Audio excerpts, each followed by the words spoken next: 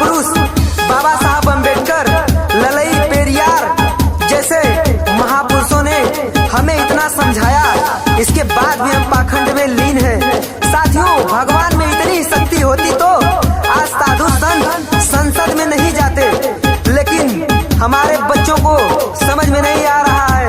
ओ कांवर, दुर्गा पूजा, इन्हीं सब चीजों में परेशान है। हम 12-16 घंटा काम करते हैं, लेकिन इन बाबाओं के गुफाओं में हम दान देकर चले आते हैं। आज आप ही लोगों के कारण ऐसे ऐसे बाबा, आसाराम, चित्यानंद, जलेबी बाबा, राधे माँ जैसे पाखंडी निकलते हैं, जो वो लोग बड़े बड़े महलों में रहते हैं, सोने की मोटी मोटी चैन पहनते हैं, पर आप कंगाल के कंगाल ही रहते हो। आप ही के धन से आज वो राजा रहते हैं। और साथियों, मैं बताना चाहता हूँ, आज आप लोग देवी देवताओं पर इतना विश्वास करते हो, अगर इतना ही लक्ष्मी में शक्ति रहती तो आज भारत विश्व का सबसे धनी देश रहता। अगर इतना ही सरस्वती में शक्ति रहती तो आज भारत सबसे ज्यादा शिक्षित रहता। अगर करवा चौथ रखने से पति की उम्र लंबी हो जाती तो आज 20 साल का जवान भारत में शहीद नहीं हो जाता बॉर्डर पे। साथियों, हर रोज इन पाखंडियों की गुफाओं में आप दान करते हो, वही रोज बचा के अपने बच्चों को कोचिंग पढ़ाओ। हर रोज 10-20 रुपए बचाओगे तो आपका बच्चा एक दिन डॉक्टर, इंजीनियर, कलेक्टर, प्रोफेसर बन जाएगा। मूर्ति पूजाए तो सब मिथ्या है भाई, बाबा साहब जीवन भर कह समझाए। हाँ, मूर्ति पूजाए तो सब मिथ्या है भाई, बाबा साहब जीवन भर कह समझाए। ललई पेरियार जगदेव को, ललई पेरियार जगदेव को, अब तुम सबको पढ़ाओ, पाखंड हटाओ और देश बचाओ। पाखंड हटाओ और देश बचाओ, पाखंड हटाओ और देश बचाओ।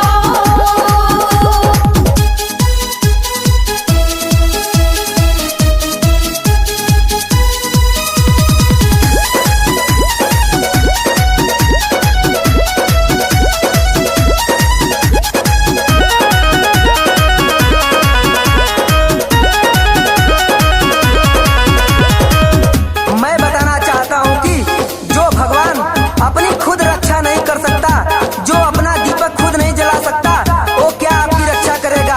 मंदिरों में घंटा चोरी हो जाता है, जो भगवान अपना घंटा तक नहीं बचा सकता, वो क्या आपकी रक्षा करेगा। साथियों, मूर्ति एक पुतले के समान है। जिस प्रकार खेतों में पुतला खड़ा किया जाता है और जानवर उससे डरते रहते हैं, उसी प्रकार आदमी भी जब तक अंधविश्वास में फैला है तब तक ऐसे पाखंडियों से, हर धर्म के बाबाओं से डरता रहेगा। तो साथियों, अब समय आ गया है, अब युग बदल गया है। आप लोग शिक्षित बनिए, संगठित बनिए और संघर्ष कीजिए।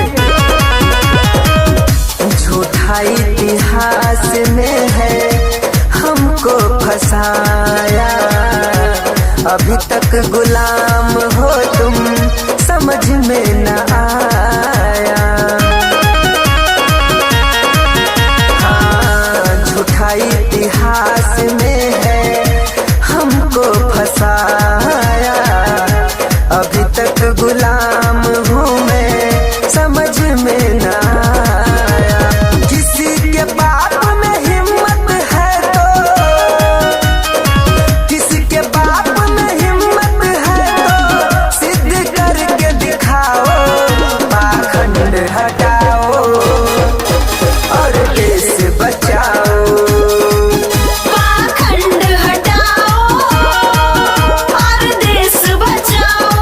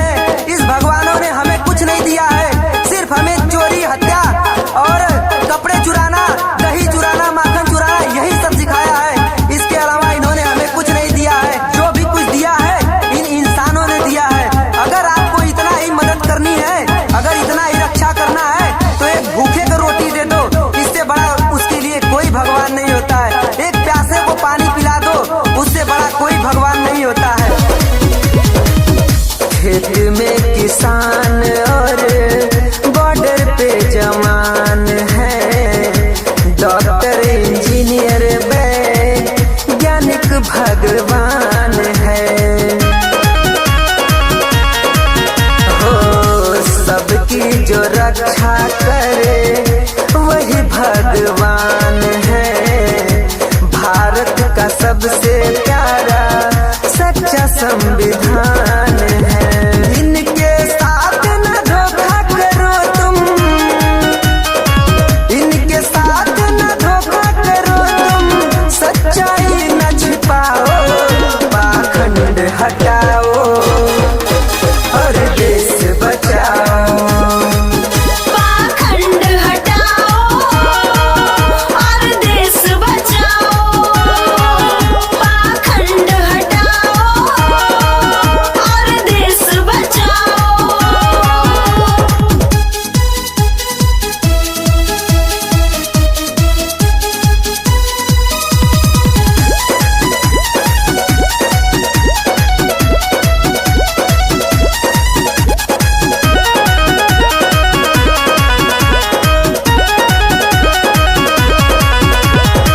साथियों मैं क्या बताऊं आपको, अभी कुछ दिन पहले आपने देखा एक बेटी का बलात्कार हुआ जो मंदिरों में, उसी के पुजारियों ने किया, मंदिरों के पुजारियों ने। तो बताइए आप भगवान वो कहाँ गया था? चलो ठीक है भगवान नहीं आया तो अल्लाह को तो आना चाहिए, अल्लाह नहीं आया तो मसीहा को आना चाहिए।